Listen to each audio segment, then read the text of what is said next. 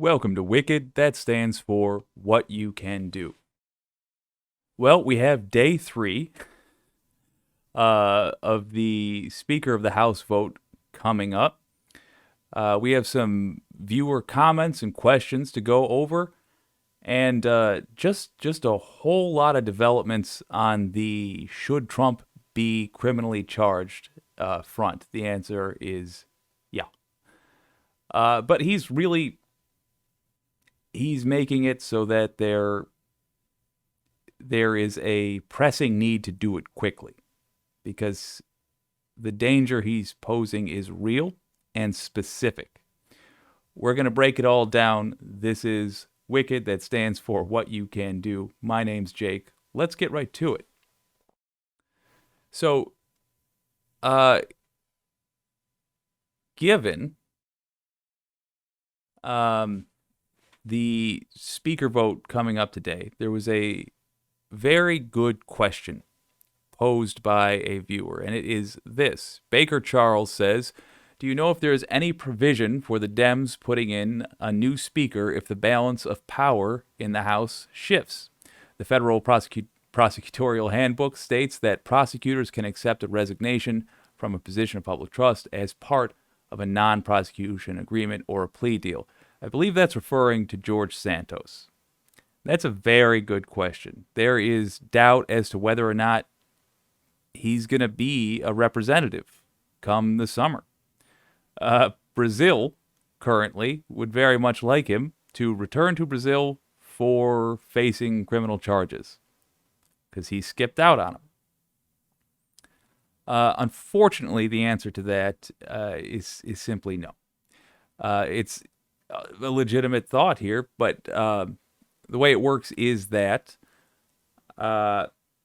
when the election happens, it is the first time the House meets following an election that a speaker is nominated. After that, if there's something like a special election in an individual district, it does not affect the nominee. Now, if the speaker themselves has criminal charges, and bear in mind that's a real possibility given that MAGA seems to have a lot of influence over who the speaker is, that changes things. Then there is indeed another vote. And combine that with the fact that Santos may be out of the House, that may be yet another path Hakeem Jeffries has towards being Speaker of the House. But in the short term, no, unfortunately, it will not mean that a new vote will be taken, even if Santos is gone. So the choice yesterday that the MAGA folks seem to have landed on hadn't even come up in the previous day, hadn't even been mentioned. Let's have a look at Coach D from Midas Touch. Again, Midas Touch makes an appearance on our show. The network, I mean, that channel is fantastic. They're just coming out with hit after hit. I got nothing but praise for them. Let's listen to Coach D. What's up, everyone? Coach D speaks here. So Byron Donalds is being used by the Republican Party because he's black. That's all to it. Oof. They keep nominating him for Speaker of the House because they know they don't have the votes to have him elected, but they want to be able to say that they nominated a black guy. This is why they keep mentioning that he's black. Now, I brought that up on Twitter earlier today, and people had the nerve to say that they're not mentioning that he's black and only Democrats do stuff like that. So may I present to you Exhibit Maybe A. corporate Dems. Now, here we are, and for the first time in history, there have been 2 black Americans placed into the nomination for Speaker of the House. I do want to say, I don't think in and of itself that's a bad thing. It does show if that is if that's a genuine nomination, if they intend for this person to get the position, it does show progress. So I'm not fully against them touting, hey, look, we're the party known for racist stuff. We're nominating a black guy. But there's a hitch coming, of course, because this is America in 2023 and everything has to be depressing. He does not look pleased.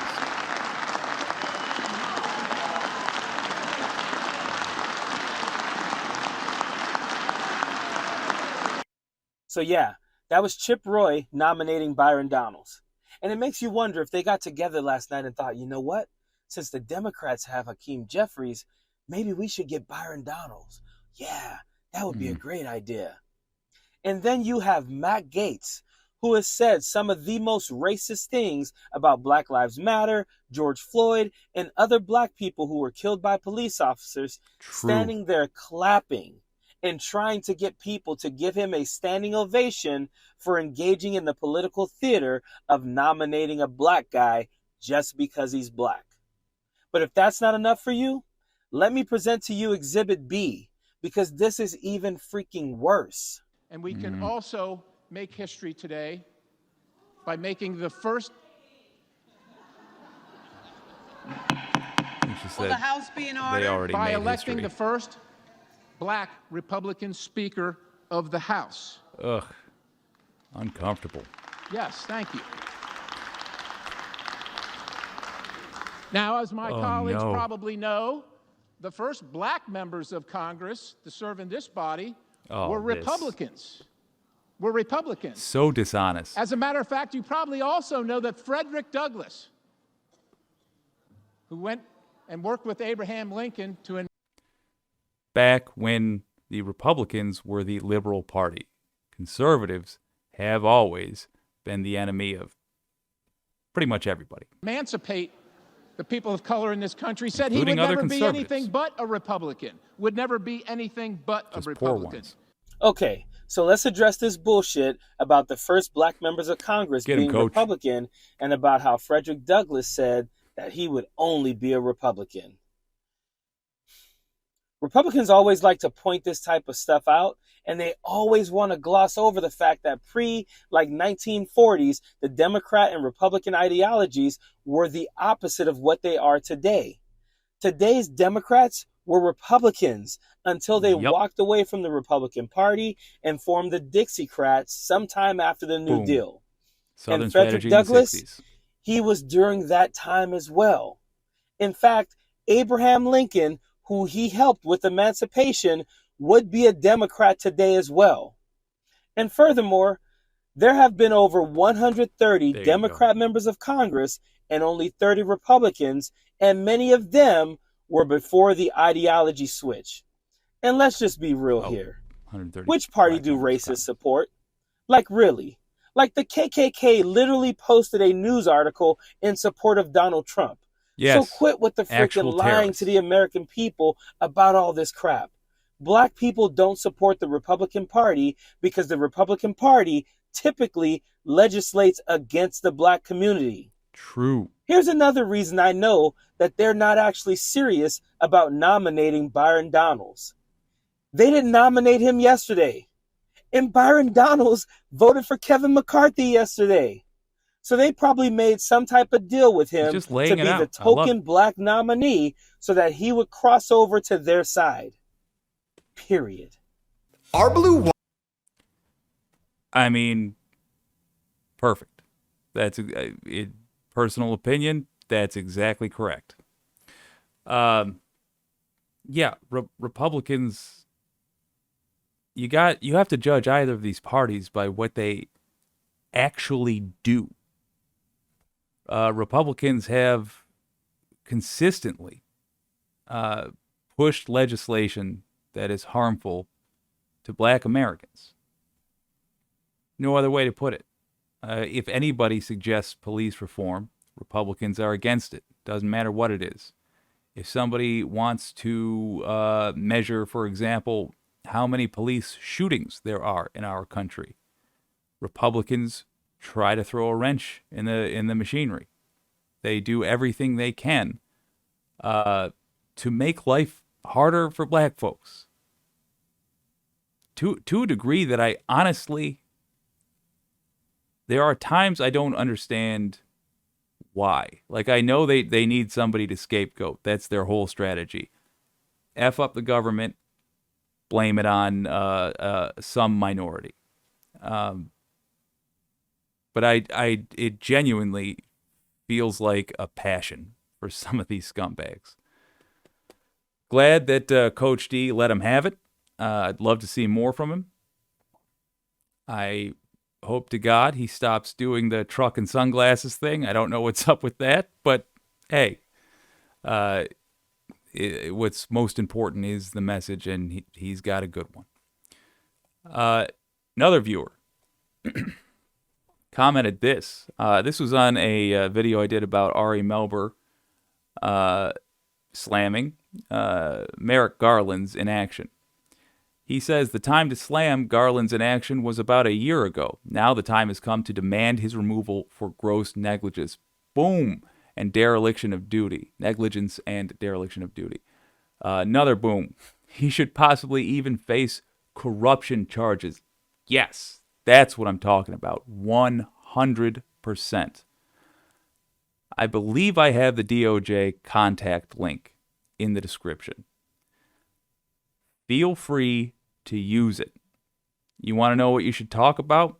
Well, Ring of Fire just talked about something I think we should also discuss. Trump is now engaging in stochastic terrorism. He has been for a while. But he's singling out the election workers. Specifically, there were two that testified. A mother and daughter didn't get paid to be election workers. And I mean, they're examples of exactly what you would want a good American citizen to be.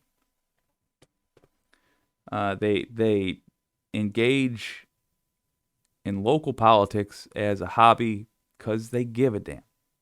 Simple as that. He used the handing off of a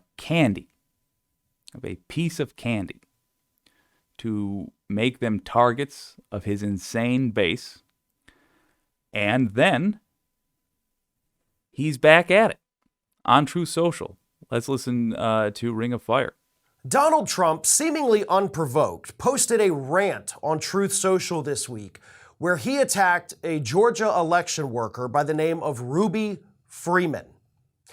And in his attack, which I will read in just a moment, but Donald Trump accused Ms. Freeman of not only rigging the Georgia election, but also of lying to investigators. Here is what Donald Trump had to say. Wow, has anyone seen the Ruby Freeman contradictions of her sworn testimony? Now this is big stuff. Look what was captured by Cobb County Police body cameras on January 4th, 2021. And everything they are saying is false. Everything from the quote-unquote suitcases of the ballot boxes to the way we open them back up, everything they said was false. The FBI reached out to me only to clear my social media. Evidence tampering? Count was low. It was really low. Now it gets really bad. Okay. That right there is a former president targeting American citizens for, at the very least, harassment. But we all know, because they have demonstrated this. I give you Nancy Pelosi's husband getting bashed in the head with a hammer. We all know there is a high likelihood of violence when he does things like this. These women specifically said they were afraid when they testified in front of the January 6th committee. They are wise to be afraid. This is a dangerous situation he has put them in, and it's made more dangerous by the fact that Merrick Garland is incompetent. There's no good answer for why Trump is not in handcuffs right now. For that alone, there should be breaking news this morning that he has been tossed in the back of a police cruiser. For that alone. Viewer comment earlier said gross negligence. I agree. I have no notes on that. I agree. That is exactly correct. Kind of hard to follow most of that, but he continues. Boom! Under the table. Cut the zip ties to scan them so the number would go up. So that's how the number was created, by the ballots going through the scanner. I do want an attorney. It's all a fraud. Everything they are saying is false, from the suitcases of the ballot boxes to why we opened them back up. Everything they said was false. They got Ruby's 7 top D.C. lawyers and protection from the FBI again. Why? She then changed her statements. Lied? Trouble for Ruby. Mother. What will the great state of Georgia do with the Ruby Freeman mess? Here's the thing about Ruby Freeman. First of all, she's been totally vindicated in all of this. She did not do anything wrong. Yep. Her and her daughter, Shay Moss, came back into the office to continue doing the counting with everybody else. They had stored the ballots under the table. When they got in to recount them, they moved the boxes to the top of the table so they could reach them, and they continued the ballot counting. That's what happened. Now, Donald Trump, along with One American News and Rudy Giuliani and the Gateway Pundit, all claim that these women, Ruby Freeman and Shay Moss, somehow fabricated these ballots. And the reason I know that those specific people have claimed that is because those are the groups that have been sued for defamation by Ruby Freeman and Shay Moss. Okay. Now, One American News actually settled for an undisclosed amount the defamation lawsuit filed by Moss and Freeman earlier, last year, I guess, back in May. So they had to pay. Rudy Giuliani, just a couple months ago, attempted to get the defamation lawsuit against him dismissed. The judge said, no, you're going to face trial for this, buddy. I'm not sure how I feel about the use of their names, even in this broadcast. The reason that I didn't edit that out of the clip is because I honestly think that people who tend to lean progressive need to be on the lookout for these women in some way, need to have the knowledge of who they are specifically so that we can make appeals to the Justice Department to protect them. Thought about it for a while this morning. Genuinely wasn't sure which way I was going to go, but ultimately I saw how many people responded to that Truth Social rant, and I know the percentage of people that watch my streams that are conservative, which would be less than 1. Good. Sitting for them. This is for you. Contact the Justice Department. Tell them you want Trump dealt with for this. You want him arrested for this. He can be charged for multiple things at once. If you blow up a building and then go rob a bank, they don't say, we can't charge him for blowing up that building. We have to build this case about the bank robbery. That's nonsense. Similarly, there's no reason Trump cannot be arrested for this. He's intentionally endangering citizens. That is the definition of stochastic terrorism. That is an act of terrorism that he's just engaged in. And it must be taken seriously. Let's let this gentleman continue. Ruby Freeman and Shay Moss get to take you to court. And then, as I mentioned, they've also filed a suit against the Gateway Pundit. No. This is where we disagree. It's not that they can take him to court for defamation. This is beyond that. They said they were afraid of him. They are right to be afraid of him. Nancy Pelosi's husband, a man who has a great deal of money, a great deal of influence, he was attacked by one of these MAGA psychopaths in his home with a hammer. These ladies do not have a great deal of money. They do not have a great deal of influence. If they take Donald Trump to court over this, they paint a larger target on themselves. This is not a matter for the civil courts. This is a matter for the criminal courts. Trump has yet again broken the law. He has yet again endangered Americans. And he has yet again been allowed to do it. It must stop. It must stop. And it will not if Merrick Garland continues to think we don't give a damn. If he thinks that you don't care and I don't care, he will let another day pass where he collects a paycheck for doing nothing. This is not acceptable behavior. We need to make that clear. Link in the description. Contact the Justice Department. There is a form to fill out wherein you also give your opinion. Mention these women. Mention Trump's stochastic terrorism on Truth Social.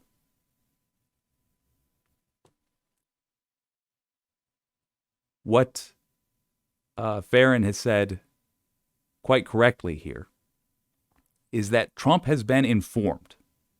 Not that it should be needed, but regardless, he has been informed by well beyond the degree that should even be necessary. He has been informed that he got it wrong. I mean, he knew he was lying the whole time, but nonetheless, his lies were examined, and he was told that is not accurate. These women did nothing wrong. So when he has done this just now, it was with the knowledge of the truth. When he lied about them now, he knew what the truth was. He was told the truth by adults. The fact that he chose to yet again paint a target on their back needs to be dealt with by Merrick Garland immediately. Incidentally, these women should be put in witness protection. That is now necessary because of what our former president has done. Let's let him finish. Now, with Donald Trump's statements right here, specifically naming this private citizen who is not a public official, right? She is not somebody in the spotlight. She is somebody, however, who has gotten repeated death threats from MAGA freaks out there because of the lies told about her and her daughter. Trump mentions her by name, makes all these wild accusations against her, the same accusations these other groups made. I expect very soon Donald Trump to be hit with another defamation lawsuit, as he should. Lawsuit's not enough. Not enough. This is unhinged. These are the rantings of a madman, but they're also very defamatory. So Ruby Freeman, if you haven't already talked to your lawyers, I suggest you do that, because this is a defamation lawsuit waiting to happen, and it's one that I personally think you could pretty easily win here. All right. As I say, it does make me nervous to play their names on the stream. I don't like that he said them again and again, but I do want you to know them.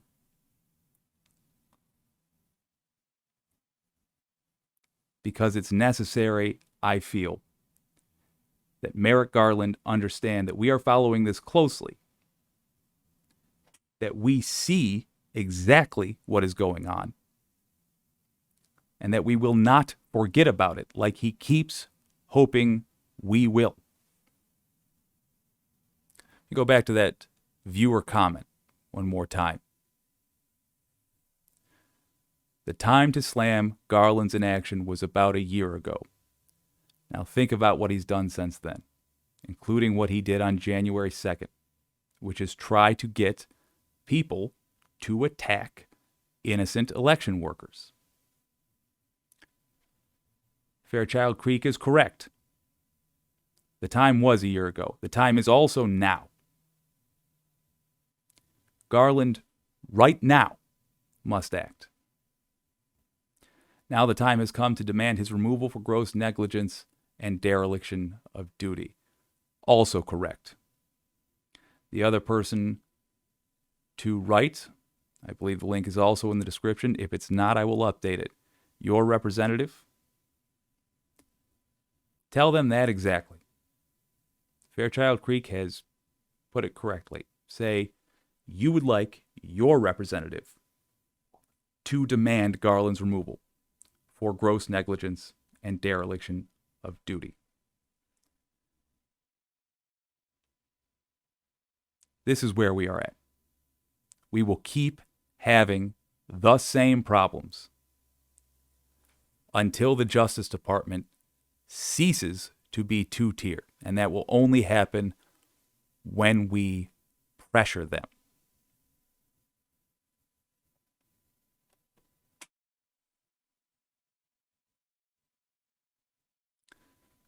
It's unfortunate that it's on us, but it is on us. Now you know their names.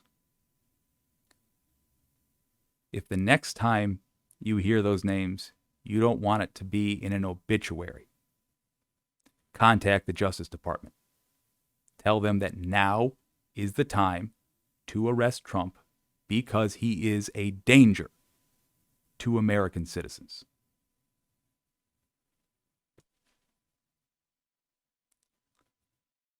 If that were not enough, there was a fascinating reading of the January 6th transcripts that was done recently by a channel that is new to me. It is called Raw News and Politics. Looks like they got their start not too terribly long ago. I'm going to try to cool down a little bit because this gal did great work, and I don't want to sully the intro with what is genuine fury. Raw News and Politics did a in-depth reading of the January 6th transcripts and found something fascinating, which is that there is no way to view it where Trump did not have foreknowledge of what was going to happen, of the coup plot. And in fact, looks like Scott Perry from Pennsylvania's 10th, I believe, also knew this. Let's look at what she had to say. Hey everyone, welcome to the show. So there's a ton of new information being reported. This is all based on the Select Committee transcripts and their final report. So I'm trying to compile all of the most eyebrow-raising details, and I'm going to be sharing everything in various segments like I did yesterday about Cassidy Hutchinson. So first up is Donald Trump's fake electors plot. There are new conflicting stories about how it all came to be. Election-denying attorney Cleta Mitchell, who you guys have probably heard of, she told the committee that Utah Senator Mike Lee is the one who conceived of the plan and then disseminated the plan. She told the committee, quote, "There were a group of people who were discussing that.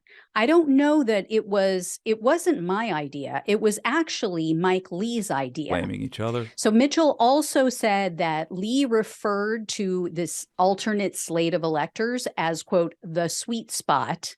And this is in regard, what he meant was this was in regard to getting other Republicans on board.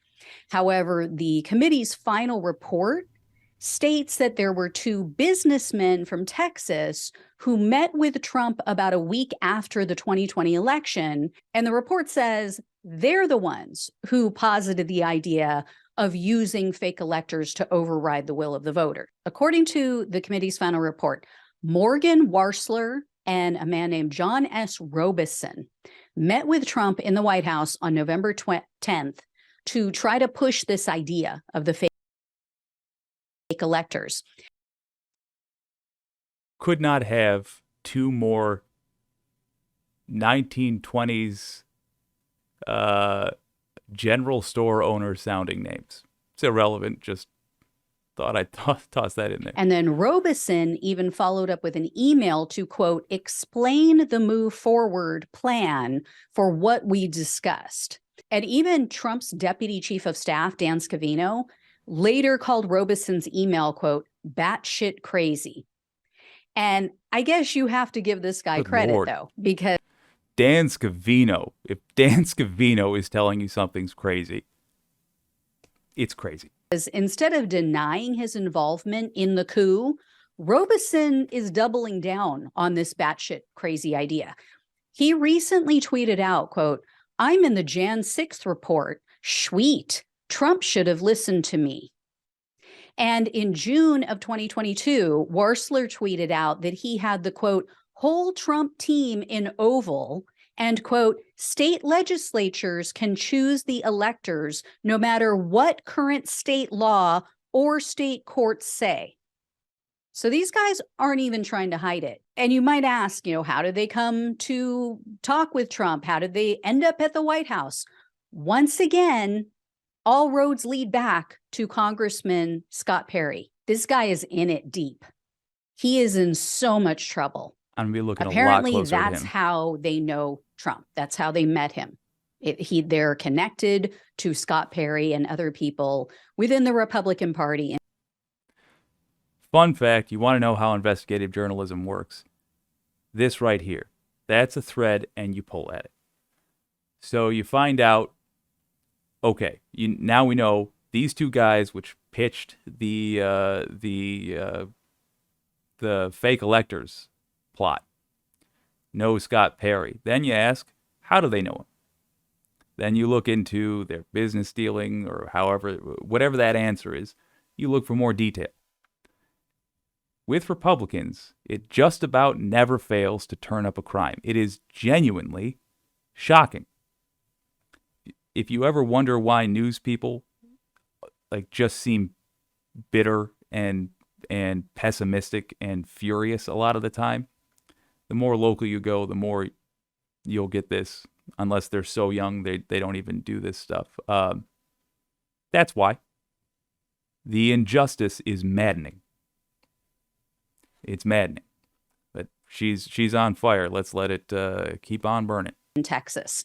So it's still unclear, which came first, these chickens or these illegal eggs. I mean, who originally conceived of this illegal scheme?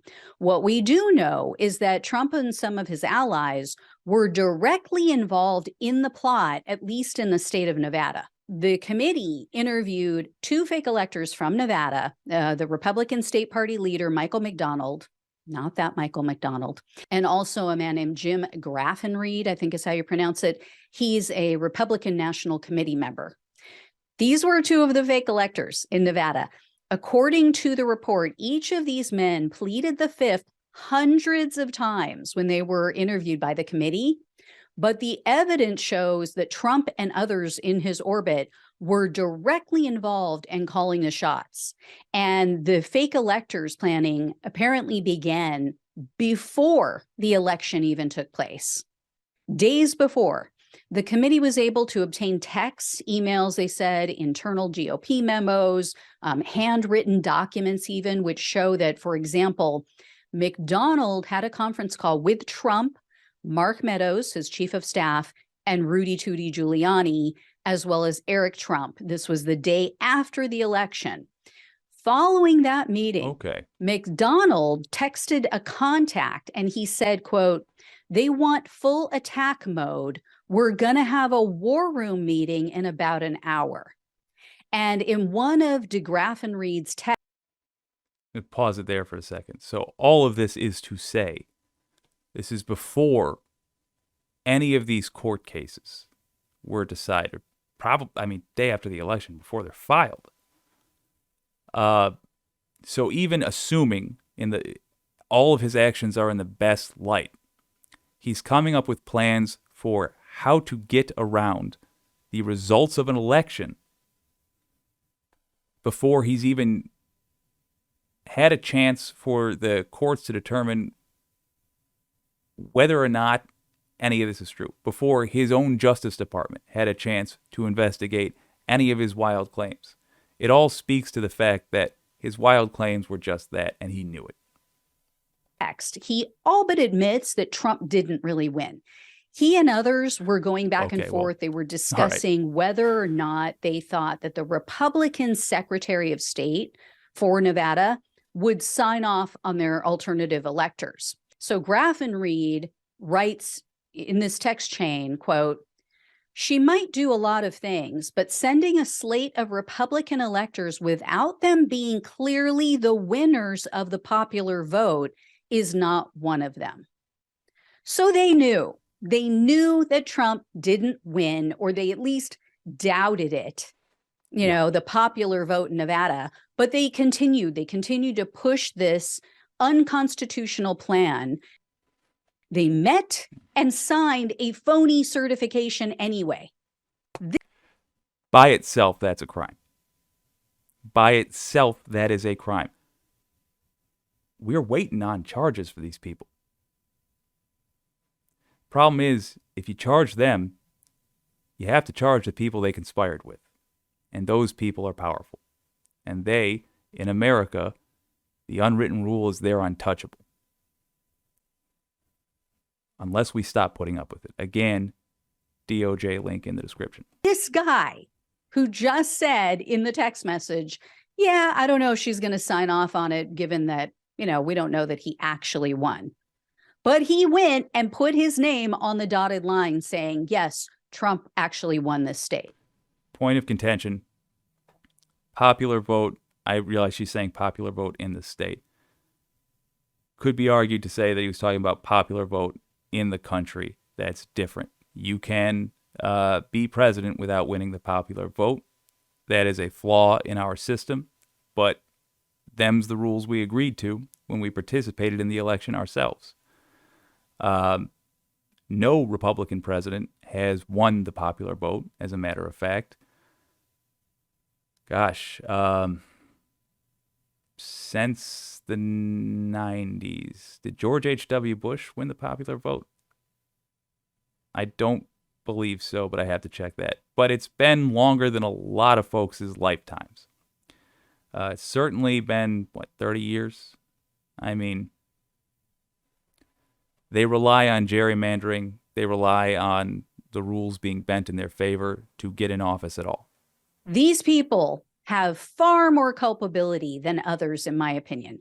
They cynically went along with something that they knew to be false, strictly for their own political gain and their agenda.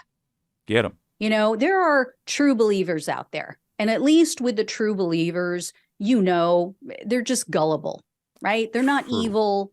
They just got played. They just fell for another one of Trump's lies. But these guys knew the truth, and they committed potential crimes on Trump's behalf.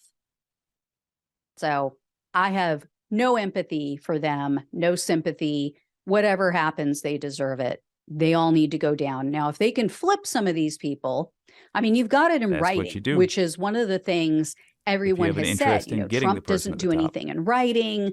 You still don't have Trump texting, but you have people putting him in the room and in the conversations. So if they can get enough people to corroborate each other's stories, plus they have this evidence, these text messages of people speaking freely at the time, thinking that there weren't going to be any consequences for their actions. You get enough of them, a jury will convict. Absolutely true. Link to that video is in the description. It was Raw News and Politics. It's a new channel as well. She just did a heck of a job. Well, we focus so much on Trump today because it's important that we not forget this. Because that is how, as I always say, these cover-ups work in our government. In America, that is how Republican crime gets hidden. Time plus the American attention span. Enough of us forget, or enough of us decide we're just not going to say anything about it. We're not going to rock the boat. And then when there is a lull in interest, that is when the prosecutor will do a very brief press conference where they say, yada, yada, yada, we have concerns about this, yada, yada, yada, we couldn't find enough evidence. Because they chose not to look for it. It was pretty clear Garland hadn't collected the evidence that the January 6th committee had access to. They were surprised to learn it when the Jan 6 committee first rolled out their findings.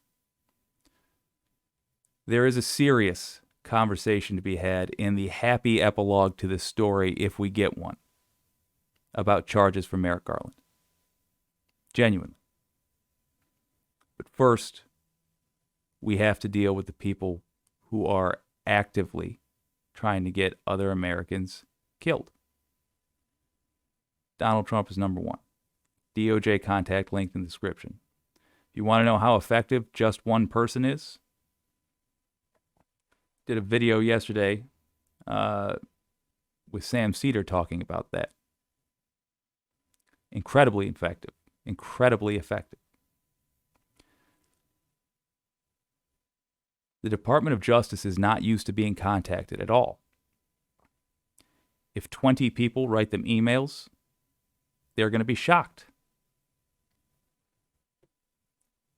It's not trained in the American consciousness to actually reach out to our officials. It's certainly not trained in the progressive consciousness. We are always told that the only way we can get things done is if 10,000 of us gather in the street and do a march. A lot's changed since Martin Luther King's day. Write the damn email. We cannot let this guy walk around free anymore. You don't have to tell Merrick Garland you think he ought to be in prison. I do think that. But when I write him in 5 minutes, I'm not going to mention that. That'll be to my representative after Trump is in handcuffs. What I'm going to write Merrick Garland is that Trump ought to be in handcuffs. I'm going to mention the two ladies.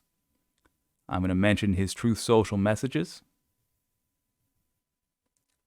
I'm going to write him tomorrow as well. And I'm going to write him the next day. You don't have to do it that often. Write one email. Let him see that at least a handful of Americans care, if for no other reason, so that you can look your kids and grandkids in the eyes, should you have them. So that you can look your fellow Americans in the eyes and know that you didn't abandon them. You did your part in the fight.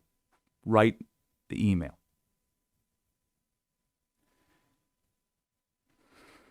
To give it more of a positive spin, on this channel, we're starting to do something called the Citizen of the Day. If you do write an email, let me know in the comments. I like to hold up people, hold up high examples of people who have done their part, and also so that other people can see that they're not alone in this fight. We are going to cover the other very important piece of news today. That's the Kevin McCarthy disaster in the Speaker of the House vote. We're going to be covering that live at noon. I hope you'll be back to join me.